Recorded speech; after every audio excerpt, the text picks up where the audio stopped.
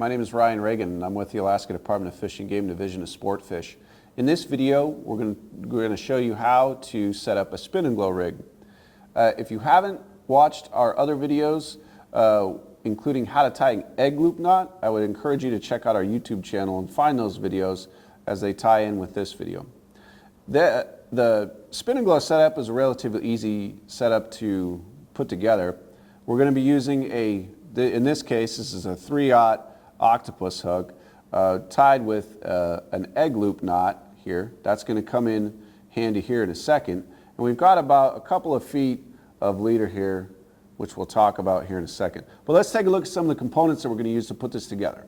The spin-and-glo setup has relatively few parts. The first and most important part is the spin-and-glo itself. The spin-and-glo comes in various sizes, various colors, and the two main features of that are going to be those wings there on the side. The construction of this, they're typically made out of foam or cork. The function of this thing is to allow it to carry your bait or your offering off of the bottom slightly to get into the strike zone. We've got a couple beads here that are going to come into play in a minute. We're going to show you that, and we've also got a barrel swivel. The barrel swivel basically kind of finishes everything off. It's important with that. You can pre-tie all of your leaders using your knowledge of how to tie egg loops. So you can have these things ready to go, capped off with a barrel swivel. So if you need to change something, you can do it in a quick pinch and be ready fishing. All right, we're going to put this setup together. The first component we're going to add to our leader here is a bead.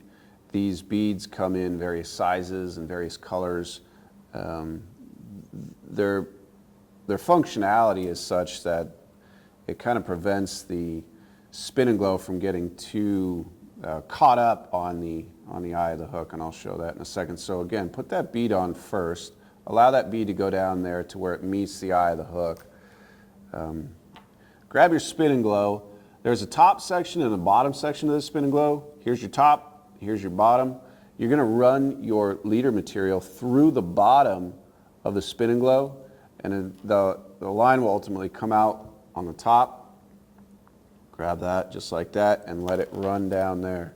So again, these function in a way that they'll spin in the current. This does a couple of different things. This acts as an attractor.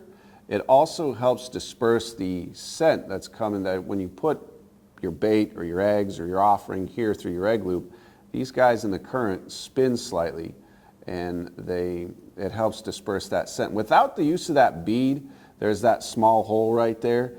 That hole could get bored out on the eye of the hook, or it just may not even spin at all. The second bead is an optional bead. I use them in my applications. Again, it's not required. You don't have to do this, but I'm going to run a second bead that'll sit on top of the spin-and-glo itself. All right, and there is your basic spin-and-glo setup. Now there's another aspect to this which you can incorporate, and those are called corkies. Corkies are a little bit different, but they are sold in conjunction with these spin-and-glos. But if you're looking for a basic, simple spin-and-glo setup, this is it.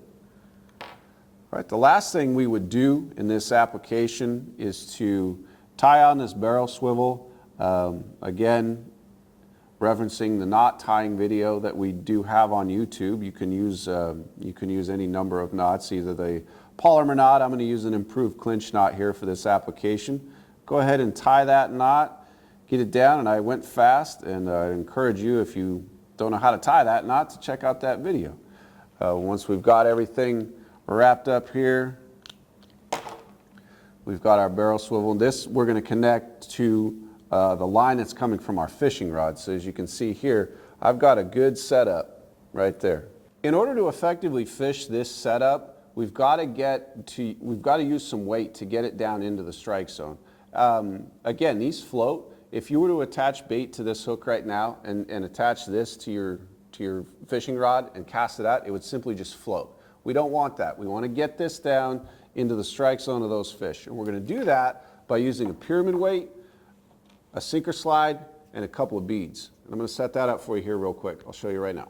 All right, we're going to get this set up now. I've got in my right hand here the line that's coming from my fishing rod, okay? And this is the end. Again, I've got my barrel swivel here with my Spin-N-Glo set up right there. I'm going to take a bead and I'm going to put it on this line right here.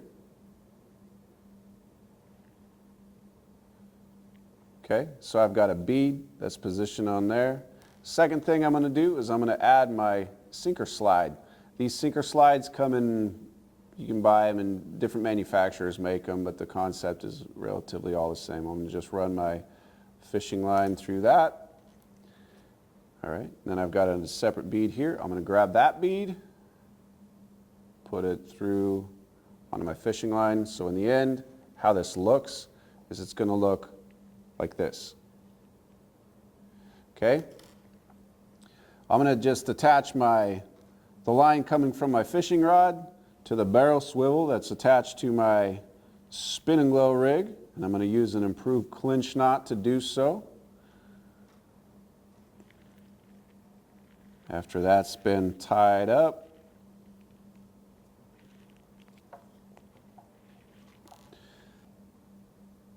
okay, great. I'm just going to take my tag, clip that tag end off.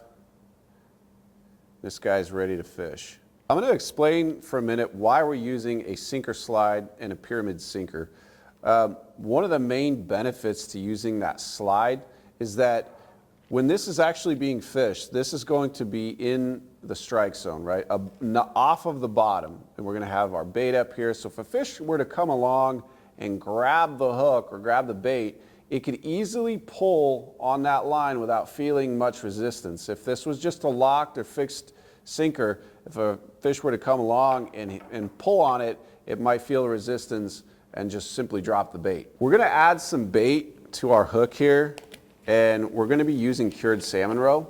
The cured salmon roe has got a lot of dye compounds in it, and if I were to not use gloves, I would get the dye all over my fingers. So I've got a plate here with a small section of cured salmon roe on it. In order to put that on the hook, I simply open that egg loop up, okay, grab that section, and you can use a different size selection of eggs here. We're just simply doing this for demonstration purposes.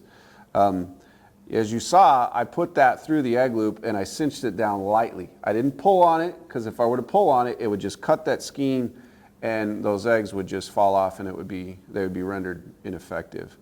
Now that I've got them put on there, what I want to do is I want to take a section of those eggs and simply seat them over the point of the hook. This helps bury the point, and that way if a fish were to come up and grab it, it wouldn't be hindered by that point of that hook. So in reality, if we were to be using this setup, that's ultimately how it would look. And again, the size of the amount of bait you want to put on there varies.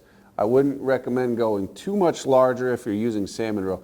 Nothing larger than like a golf ball size of eggs. If you get larger than that, the weight of that bait can pull your Spin-N-Glo down, and your offering will be on the bottom. But a setup like that is a really effective Spin-N-Glo rig. Hope you've enjoyed this video, and we'll see you on the water.